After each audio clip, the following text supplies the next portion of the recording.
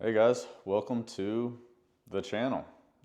At this time I don't even know what I'm going to name it, but if you're watching this, then that means I decided something and I'm releasing some content. So let's get into it. Talk about what we're going to be basing this whole channel around. It's me and my wife, and well, here it is.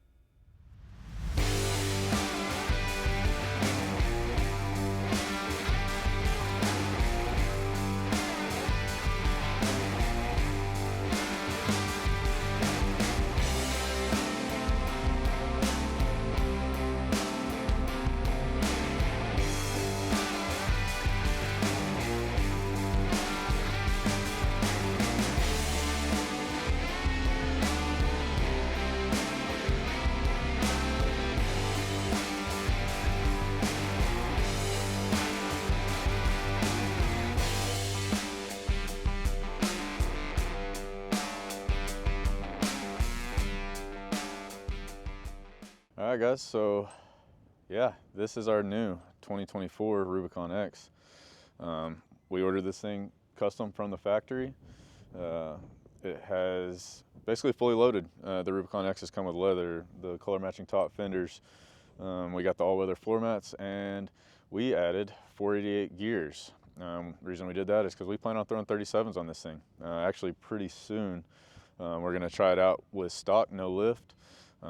Then probably move up to maybe some 3/4 inch spacers, and then do some inner fenders and see if you can get by with 37s, just running on that. But that's not it. We plan to take this thing to Colorado, Moab. We live here in North Texas, so we've got Maris Adventure Park just right outside our back door.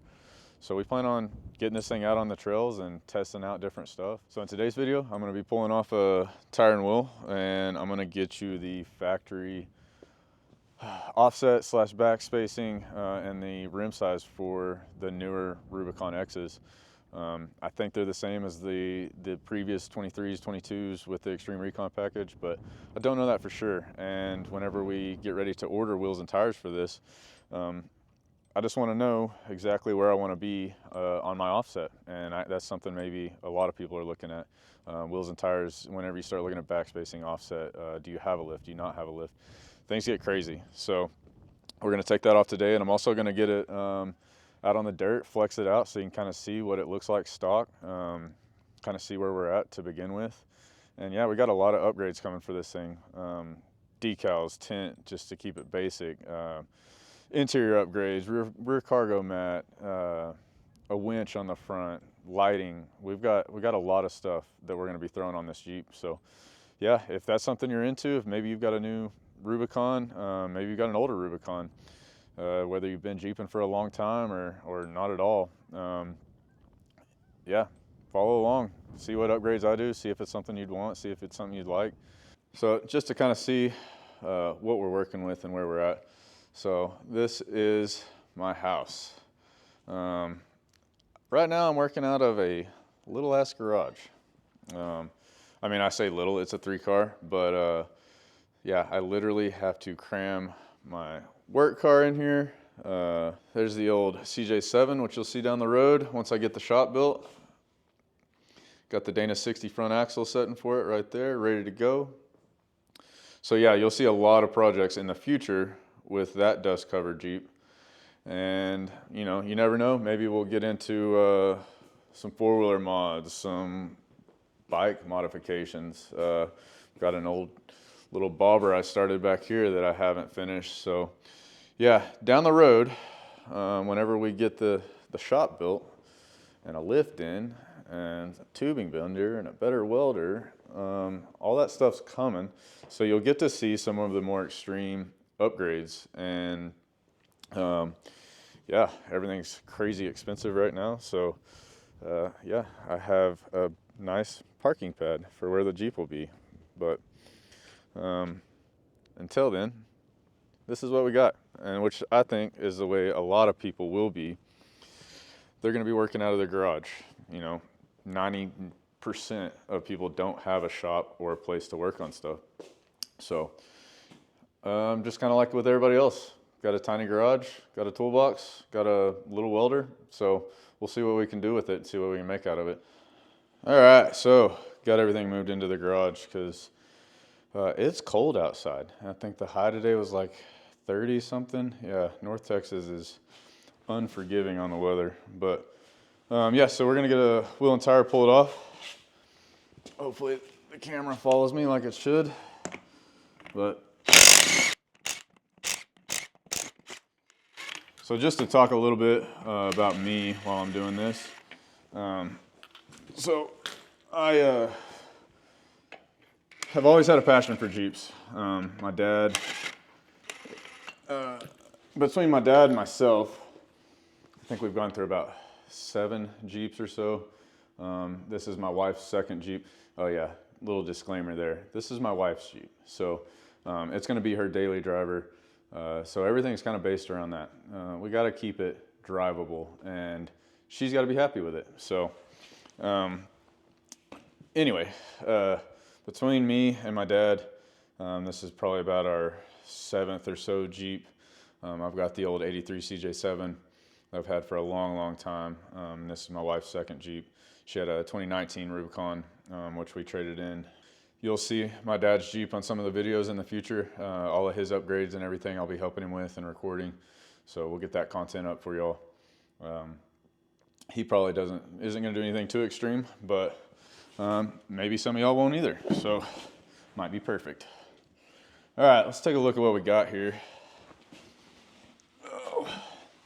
On the back of your rims, on stock rims, it'll actually be stamped for the information that you need to know about your Jeep. Let's get around where this is right side up. So, don't know if you're gonna be able to see this. So that is your bolt pattern, 5 by 127. Whenever you're ordering new wheels, whoever you're ordering them from, you should be able to look up that information pretty easily as far as what you need there. But what I'm really interested in is this right here. So, like I said, this is a 2024 Rubicon X. It does have basically the Extreme Recon package. Came with 35s, and these are the rims we pulled off. So you're looking at a 17 by 8. The rims that we'll be going to for this Jeep are a 17 by 8.5. And then you have a positive 12 millimeter offset.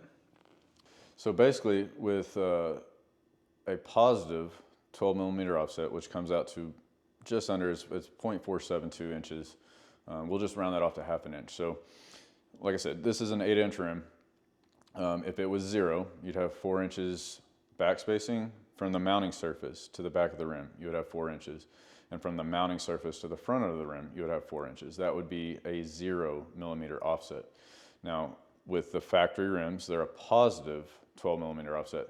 That's moving that tire further in to the wheel well from the 0 offset. So positive 12 means that from the mounting surface to the front of the rim, you're actually only going to have 3.5 inches. And then whenever from the mounting surface to the back of the rim, you're going to have 4.5 inches. So it's setting that rim further in to the wheel well. So the rims that I'm looking at doing are -6 offset. It all just depends on what you want, how you want to do it. I know with a lot of lift kits, you have to have a minimum of 4 3/4 inches back spacing, which is going to move that wheel further out. That gives you room for clearance for suspension parts. So for us, the rims that my wife has decided on, which we haven't ordered yet, but it looks like it's going to be the Icon Rebound Pros.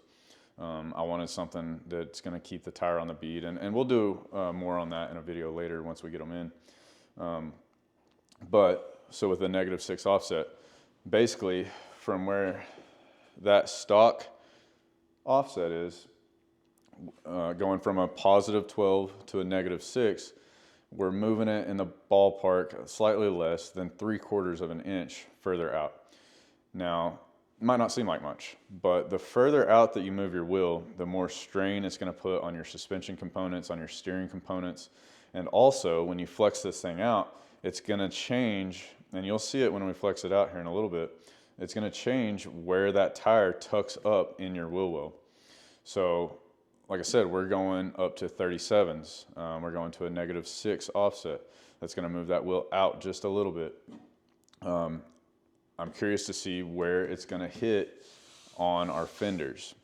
Now, you can mitigate that with larger bump stops, but you lose travel that way. So, and we still might do that, but that's why we're looking at doing 3/4 inch coil spacers, just keeping it cheap. You know, I already ordered them. They're about 80 bucks, you know, not the end of the world, easy to install. We'll do that install whenever we get them in. But also, we're going to do inner fender liners, and that will give us more clearance in the fender well. And you'll see a video on that as well once we get those in. We're looking at the Nemesis. I think I'm going to do the ultimate clearance front inner fenders, but you actually have to trim some of the body, which is really hard to do when this thing just barely rolled over 300 miles. But I think that's what we're going to do. It gives you clearance for up to 40s, which, you know, maybe down the road, maybe not. Who knows? We'll see. We'll see where this thing goes. But it's absolutely going to give us plenty of clearance for the 37s. So, yeah, now you know. Positive 12 millimeter offset, 17x8, and we're moving up. So, here we go. All right, so something else we're going to go ahead and do today is we're going to get this installed. This actually came off of our old Jeep. It is the Warren low profile bull bar. So I just decided, you know what, this thing's killing me. I want to get it on there. So yeah, we're gonna do it right now. Super simple. And for anybody that's curious, so this came off of a 2019 Rubicon with the steel bumper package, obviously. And I've already checked it out, and everything will bolt up fine with the 2024 steel bumper. So I don't think that they made any changes to the bumper style over those years. We'll see if this will break these loose. So the other reason I'm doing this now is whenever we take it out and flex it out here in a minute, kind of check the stock flex on it, is I want to see how much this interferes with our front facing camera. I've seen a few other videos on it, and people either like it, they don't like it, and I want to see, since we already had this one, I want to see kind of where it lines up and see if we're going to leave it. I know there's people out there doing crazy stuff like cutting their front camera out and mounting it on top of their winch and all sorts of stuff. I really don't want to do that. I like the location of the factory one. Plus it has, and I don't know what year they started doing this, but it actually has a little washer thing. So if your front camera gets dirty, you can just hit the little button and it'll spray a jet of water on it. Thought that was super cool.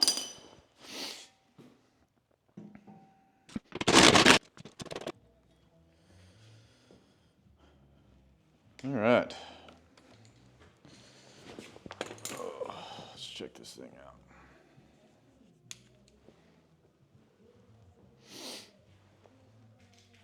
So, as you can see, that is, like I said, the Warren low profile bull bar. Here you can see our forward-facing camera, and once we get in the vehicle, you'll kind of be able to see it's definitely right in the line of sight, but I don't think that it's going to be a game changer. Man, can't wait to get some tint, some decals, some 37s on this thing. All right, let's get it outside. All right, what's up? So here we go. We're going to go find a spot to get this thing flexed out a little bit. But before I even pull out of the driveway, I was going to kind of show you what that front camera looks like. So here we got the rear. We'll go to the front. Let's get back in there.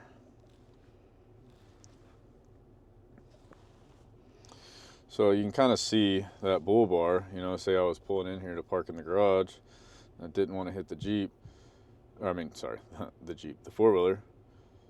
I mean, you can still see the four-wheeler underneath the bar. You can kind of see it obviously above the bar.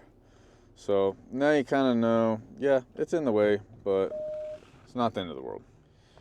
All right, so eventually I'm gonna build an RTI ramp. It's not like they're complicated, but I'm gonna weld one up. But I don't have one yet. I haven't done that. So this is what I got right now, is a big old pile of dirt. Just back behind, this is my neighborhood. So anyway, yeah, I'm gonna send it up this pile of dirt and see what kind of readings we get. So as you can see, we are definitely still on the ground here. Pretty good amount of flex though so far. We got a little bit more in it. This isn't the best because so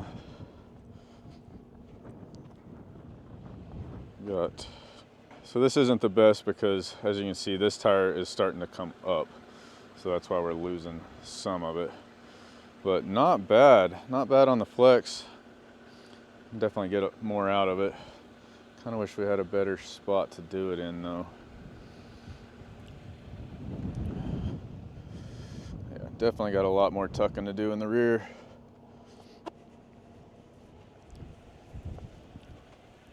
But not bad. Lots of room. Let's see if we can get a better spot. All right, well, I drove all the way around this thing and can't really find a good spot to do it. So I ended up coming back to this spot, got a little bit of a different angle, so we're gonna hop out and see what we got.